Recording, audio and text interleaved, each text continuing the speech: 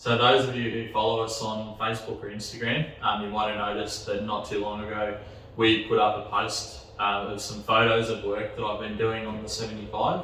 I've pretty much just been doing some performance upgrades and overhaul of some majorly worn components. I was having an issue with the 75 where it was struggling when it was up in the rev range, sort of around 3000 RPM, maybe a little higher. It was just coughing and sort of spluttering a bit, and upon further investigation I noticed that one of the seals in the injector pump was leaking a bit. So I decided that I would pull the injector pump off and the injectors and send those away to have them rebuilt. So I took them to BSP diesel injection services in Campbellfield.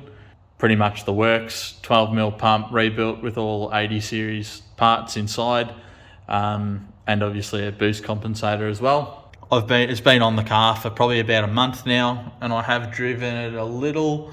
It has been amazing to drive. It's been so much better. For the entire time that I've had this car, which is going on 10 years now that I've owned this thing, I've always had issues with the cooling system and it constantly overheating. I have been through probably 3 or 4 different radiators in this car. I've replaced water pumps, I've done thermostats, I've done viscous hubs, I've done fans. There is absolutely no dramas whatsoever with the motor. It's not leaking, any combustion pressure into the cooling system at all. I've had it tested.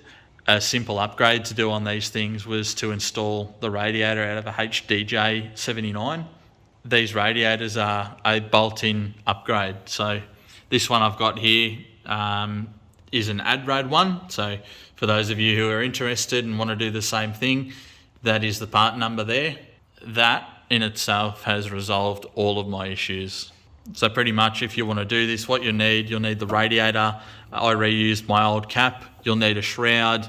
You don't have to, but the fan on the 79 is slightly different, as is the viscous hub. I have the 79 fan just on the 75 viscous hub. Okay, next up, and the most exciting in my opinion, if you can see the shiny bits down there, I have upgraded to a G-Turbo.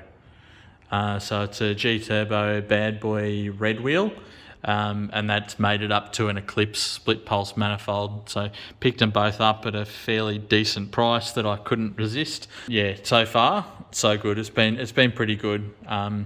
The car's not tuned at the moment, so it's not running as good as it possibly can yet. It's pretty much running just standard settings on the pump for what they deem for a factory 18Z. And obviously, given that I'm running a little more boost, I think it's set to 23, 24 pound at the moment, meant that I had to upgrade the intake as well.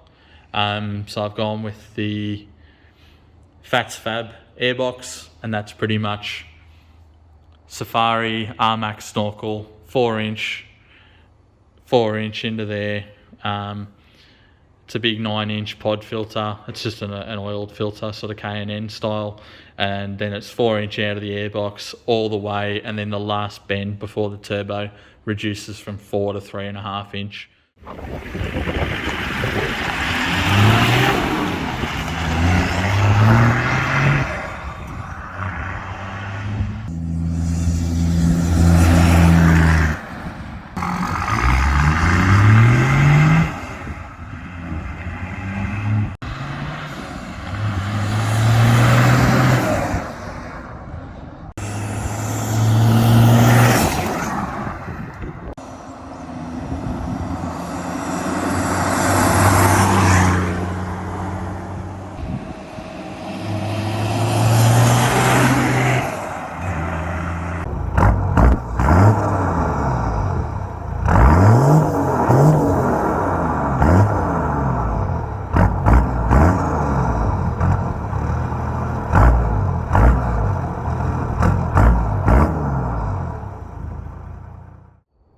Thanks for watching today, guys. If you have any questions about anything that I've missed on the video today, or anything that you've seen that you want a little more detail on, don't hesitate to just pop a comment in the YouTube video. There will be a little more work on the way for the 75 in the near future. It's obviously just a bit hard at the moment with COVID restrictions. In the meantime, like us on Facebook, follow us on Instagram, and subscribe to our YouTube channel. Thanks.